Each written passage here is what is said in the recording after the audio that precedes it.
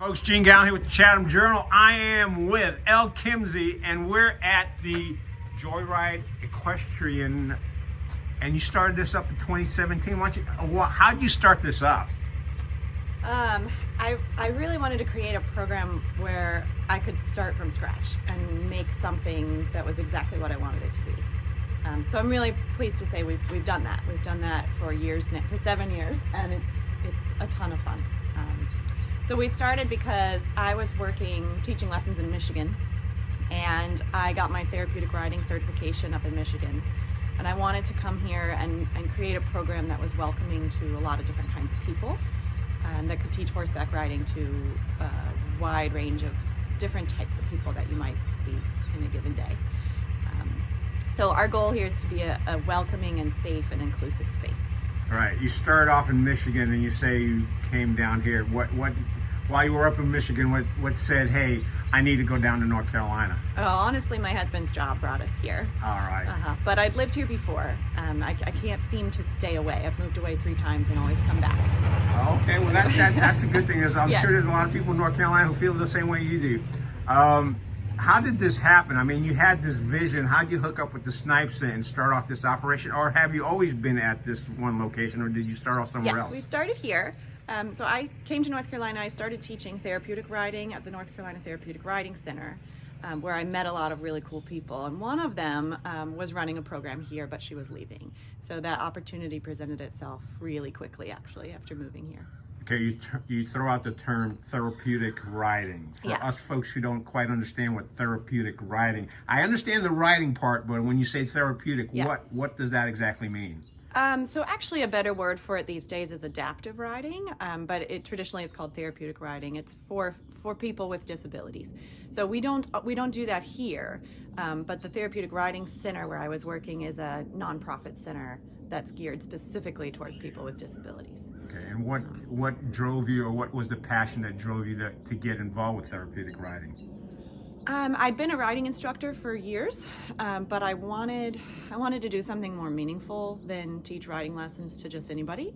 So when I was presented with the opportunity in Michigan to become certified in that and learn about how do you teach a horseback riding lesson to someone with any number of different disabilities that might be on the list, it really spoke to me as a way to go a little bit deeper into something more interesting than just riding a horse, although just riding a horse is pretty awesome.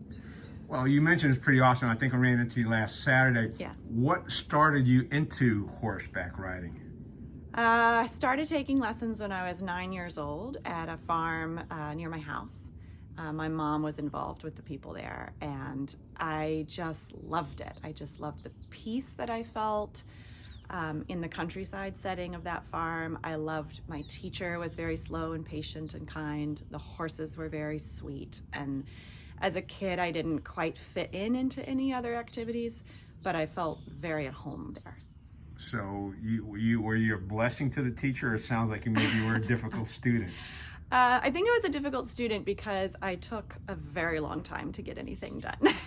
Well, has that helped you now in what you're doing? Yeah, because I've just loved it for so long, so I soak up every bit of it. So I think I went over her hour time very, very frequently as a child. Well, it sounded like it was therapeutic riding for you. It was wonderful, and for my mother too. She enjoyed just sitting in the countryside, and it was something we did together. So part of what we do here is I want to offer that to as many people as I can. How many students do you have out here?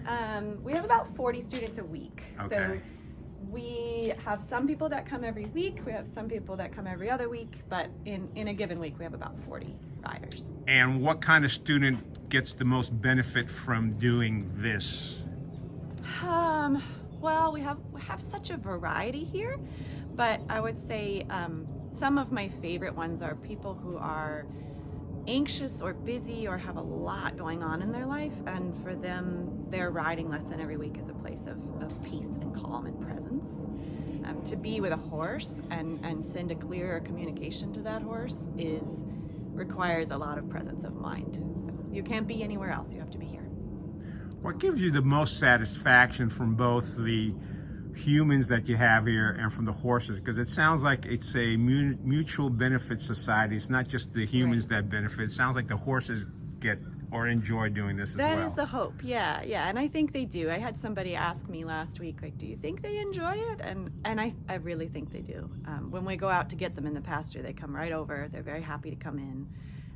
So that says a lot to me about the way we run things, that they need to be a very willing part of the partnership. After a rider rides one of your horses and comes in, do any of the horses ever look at you and say, I don't want that person ever again? I would like to say no, but I have one pony who is very particular about her people. So she'll say if the rider gets on and she doesn't want to be part of that friendship, she'll kind of give me a look. And I say, oh no, here we go. So your horses have personality. Absolutely. Each one is a very distinct individual. All right. We're standing in what? We're standing where? This is the barn aisle. Okay. So this barn is an old, many 100-year-old dairy farm. This barn's obviously not that old, but we have 9 stalls in the barn. We have 16 horses, so we do a lot of horse shuffling to make sure everybody's in where they need to be in a given. Now, when you said 9, you got 16 horses and 9 stalls. Yeah. Do they have to like have roommates? No, they just take turns. So we try to treat the barn as a place that we use as needed. So sometimes we'll bring horses in for lessons if the student isn't advanced enough to catch their own horse in the field. Or sometimes we'll have a horse in for a different reason. But horses are outside animals, so we try to keep them outside as much as possible. Well, you've got a beautiful land here. All right. Now, let me ask you this before we go in there. Who draws these for you? I did them. Oh, you did them. Holy cow, you're an artist as well? So this is Tadpole. She's having her breakfast. And what does she usually have for breakfast? She's eating hay right now. We have grass hay that's grown here on the farm. And then you can buy like commercial feeds, like you can buy a bag of dog food for a horse. So well, you kind of mix that, all that stuff. It sounds like there's a science to this. Yeah. So I actually have a master's degree in horse nutrition as well. All right. Okay. So you're I don't really use the degree, but I have it. Nutritionist. Do you have any other master's degrees? I have to say I'm not a therapist, but I'm certified in therapeutic riding. Right, therapeutic riding. My mistake. No problem. Civilian mistake. I'll show you the pastures. All right, we're going to show the pasture. So how do you decide which horses are you bringing in? It's based upon the riders you have that week, or? Yes, it's based upon the schedule for the day and the weather. All right, before we go, I asked your person out here who helps. What's her name? Her name's Lisa. Lisa, that's right. I asked her about this yesterday because I was like, are those sunshades? Can you tell folks what the horse is wearing? That's a fly mask. Okay. So that's on to keep the flies away from her eyes and ears. So she's comfortable today. Luckily, fly season is almost over. But all of summer, the horses are in all kinds of fly masks, fly boots, fly jackets, all kinds of things. So you can almost just about cover the whole horse in... You absolutely can. Okay, and why do you do that? Well, the flies really bother them, so all right. we just want to keep them comfortable. Sometimes they do a lot of stomping at the flies, and that's not good for their feet. So we just try to take care of them the best we can. If they're going to live outside, they need some protection from the elements. All right. So they get kind of used to that, but are they happy when fly season is over? They're very happy. Very happy. This weather makes a horse very happy. All right. Yes. So we have a number of pastures. The largest pastures are this way. And then our horses live out, most of them live in small groups. We have a few that live alone, but they share a fence line with other horses. Now, are they self-selecting groups, or do you kind of figure out who bunks with whom? We have to figure it out. It's very trial and error, but they have a very established hierarchy. So this horse standing at the gate, she's the lead horse of that group. And she's at the gate because she wants to be the one to come in the barn and receive some attention. Oh, and what's this horse's name? This is Poppy. Poppy? Yep. How old is Poppy? Poppy's 7. So at what age do you acquire the horses? Well, Poppy was purchased when she was 3 years old, so she's been here 4 years. Okay. And she's done a lot of growing up. She was a little bit of a horsey toddler when she came. A horsey toddler? Yes, they go through the toddler stage, just like Is that like when you have a 2-year-old dog and he does the zoomies and everything else? Absolutely, yeah. And that's so they have a lot of learning and growing up to do from that age, but We've been teasing her that she's about a grown-up now. Oh, okay. It's about time she Does grow she up. know she's a grown-up, or have sometimes you she's not sure. Sometimes she's not sure. Yeah. All right, here's another question. Toddy seems to have something on her feet, and what are those? Those are called bell boots. So she has shoes on her front feet. Okay. And the bell boots help protect herself from accidentally pulling the shoes off. Oh, okay. So Toddy, it's for your own. Yeah. It's for your own good. Yes, Just realize that. All right. You said she's the lead horse for this group. Yeah.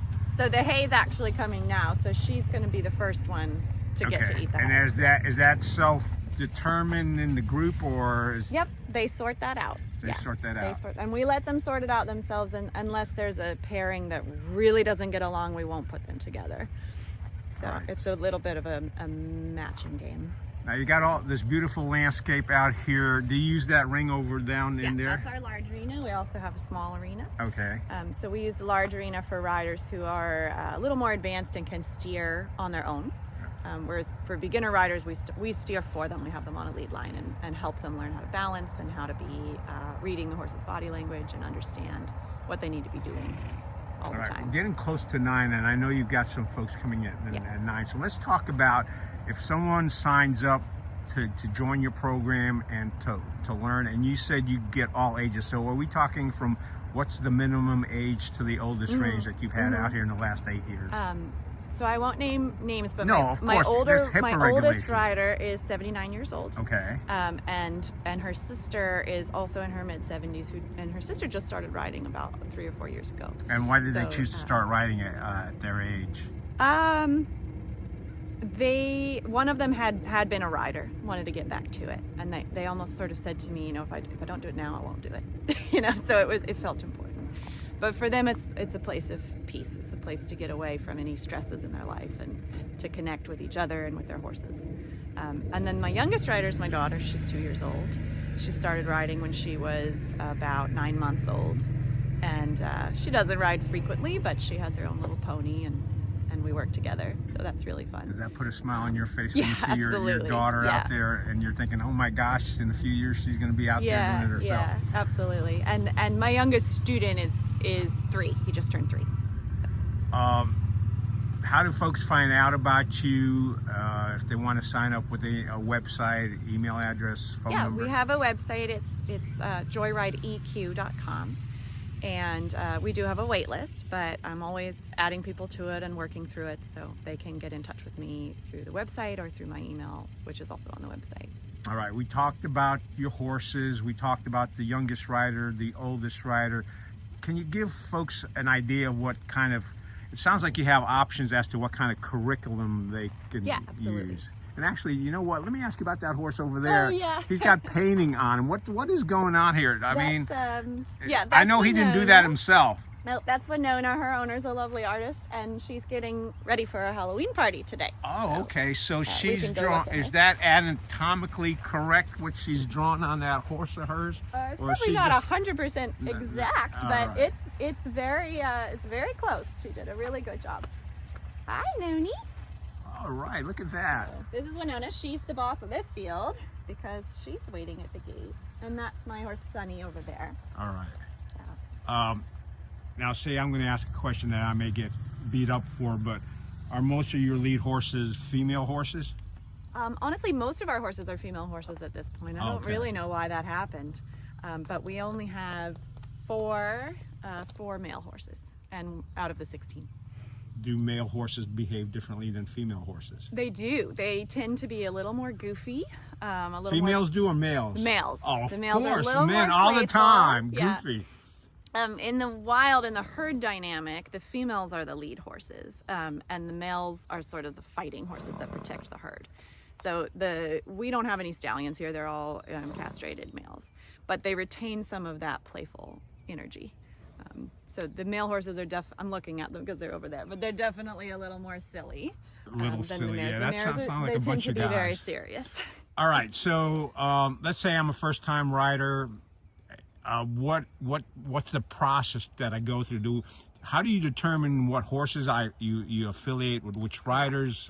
That's a really good question. Thank you. I'm glad I asked a good question. Because it's a lot of factors that go into the answer. So I ask all first-time riders for height and weight, goals, experience, and anything else that I need to know. My horses are all very, very different individuals. So, for example, if I have a rider who is a little bit of a nervous energy and has a lot of movement, that rider is going to be on my horse Gabriel, because he will just take a nap. And he won't. Gabriel. Yes, Gabriel Okay. will take a nap. And So Rosie, you could put anybody on Gabriel, I and put he's anybody like, on Gabriel. and Gabriel's like cool with it. He is totally fine. All right. He's a very happy, chill guy. Whereas my other most wonderful horse, Rosie, would be cantering if you asked her to canter by accident. All right, cantering. so- What does cantering mean? It's not a gallop, right? But it's almost there. It's pretty fast. All right. So And who would you put on her cantering? Rosie is most wonderful for little people, like little toddlers or smaller adults that have a lot of awareness of their body. The toddlers don't have a lot of awareness of their body, but they have very short legs, so they're not going to accidentally ask her to go too fast. All right. You know, some mom is watching this right now and Yes. going, okay, do I really want my toddler on a cantering horse? Right. Why would they want her? Rosie is the most wonderful horse because she won't do it unless you ask her to. Oh, okay. But if you accidentally ask, she might. Well, when you say accidentally, Yes. what do we mean by accidentally? If your legs were kicking her a little bit too much, she would probably go faster All right. until they stopped kicking. Before we started, I told you I was going to ask you this question, but what are some of the things since 2017 that you've started this operation has put the biggest smiles on your face? I have one moment that put the very biggest smile on my face, and it was the first little horse show that we did here. We did it just for our riders, so they all knew what to expect and they all knew all the horses. And normally when I'm teaching, I teach 1 or 2 or 3 students at a time, but at the horse show we had 8 or 10 people moving around at one time doing all these things, so I couldn't be there for all of them. And I looked around and I saw all my students taking care of each other. So to me, that was the coolest thing. So, you know, I could hear them saying, "Oh, let me help you adjust your stirrups. So that's what goes on your feet." And we change the length for different riders, or you know, let me help you go get this horse out of the field because she's not supposed to be there, but she is, and you need to. You know, they were all teaming up to help each other, and they had really learned how to do that safely. So some of the most fun and most challenging pieces are these animals are 1,000 pounds or up to 1,400 pounds, some of them. And how do we put kids or beginner adults with them in a way that is safe and feels like a good thing to do instead of scary or dangerous? Are kids and horses a natural thing, or what's that first time experience for a lot of kids when they encounter horses? I'm sure there's a whole bunch of different type of feelings by the child or the parent. Yeah, most kids that come out here and start riding lessons are very excited to do it. That's why they're here. So they usually, when they're on, they're just so happy. I love doing like a first ride lesson if they've never ridden before, because they get on and I say, "What do you feel?" And they're so happy. There's just so much joy. Sounds like that's one of the other things that puts a smile on your face. Now, you talked about the horse show you had just for your riders. Were there any individual memories, and we don't need names, as to a rider came in and the progress that they had, no matter what their age is? Who are some of those kind of people where they started off with you and then it's like, holy cow, they really just, you're smiling from chin to chin? Yeah. Those ones are usually kids who have either ridden at other barns or haven't, but they want to do this, and they feel either coming in, they feel either frustrated or scared or shy or overwhelmed. And then as they keep coming and they gain skills and confidence, they start to blossom, and you just see the joy and confidence that they have. And those are the most fun to see. Those are the coolest transformations. I was going to say, do you ever not have a day where you have a smile on your face doing this? Maybe when it's freezing rain and we have to come take care of the horses anyway. Well, what do you do when it's well? I think you cancel rides when it's freezing rain. Yes, we do not ride when it is horrible weather. We do still teach some groundwork lessons as long as it's safe enough to drive out here. Right, groundwork lessons. What is groundwork? It just means any work with the horse where you're not on their back. And what kind of things does that involve? everything from catching a horse in the pasture to leading them into the barn safely.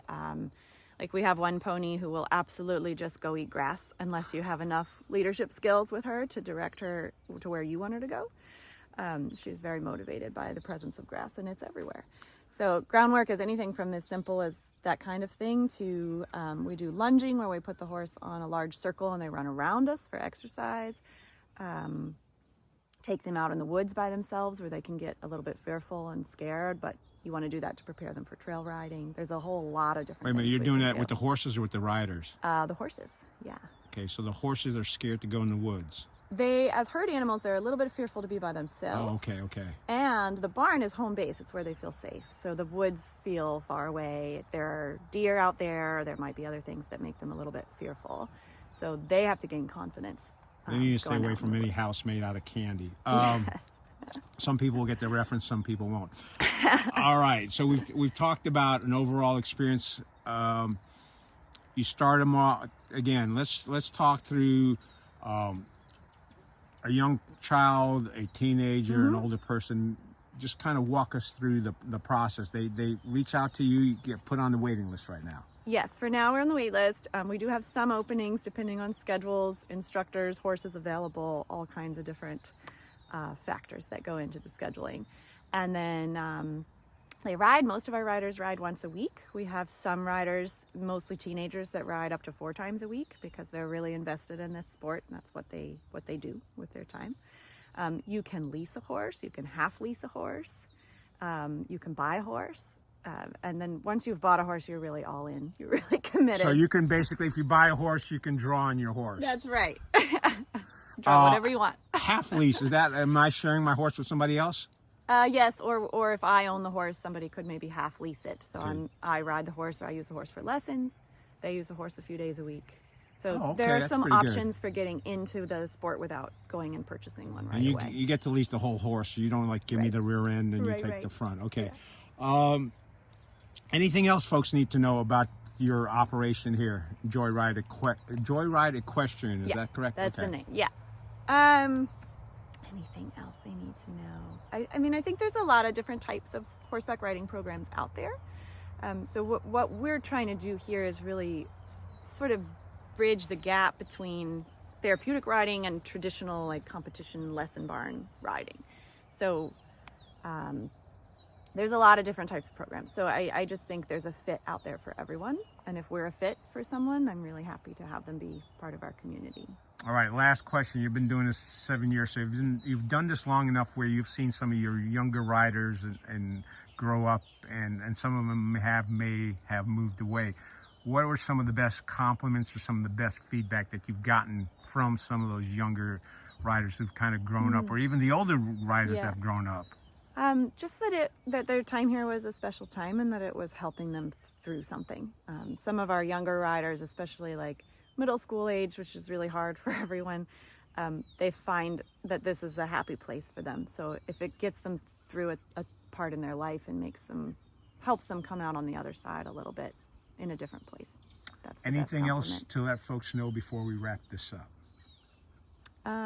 I would just say that riding can be for everyone, right? It's not just for a specific type of person. That's something I really strongly believe. All right, I'm going to swing around because Yeah. the sun's coming Yeah, up, yeah. and there you go. All right, so folks, again, your website is It's JoyRideEQ.com. okay, and can people also call you? They can. I don't usually answer the phone. All right, so the folks, just email check is out best. the Yeah, website. the website's the best. And all the information is in there. Elle, thank you so much, folks. Thank you. Look, I mean, Elle mentioned that this is therapeutic. Just look around right here. This is just beautiful. We're out here on a Saturday morning. The leaves are changing. I've been out here with some drone shots. Elle's having a Halloween party tonight for her students at 4 o'clock. So that's a lot of exciting thing. We're Look, gonna have riders and horses in costume. It'll be very fun. oh my gosh, horse! What kind of costumes do you put? See, you brought that up. I have to ask, what kind of costumes are you going to put horses in? One of our riders is gonna dress up. We saw Tadpole earlier. She's the color of a pumpkin spice latte. That's her costume today. Oh, okay. Winona's a skeleton. And one of our horses is going to be dressed up as eggs, and the rider's going to be toast. So that's going to be Oh fun my one. goodness! And then the pony, who's a little bit pesky sometimes, I think she's going to be a devil. So, and she's been a devil before for Halloween, so that's extra fun. Look, folks, just look at Elle. She has a lot of fun out here. Come out and enjoy it here in Chatham County. Elle, thank you so much. Thank you.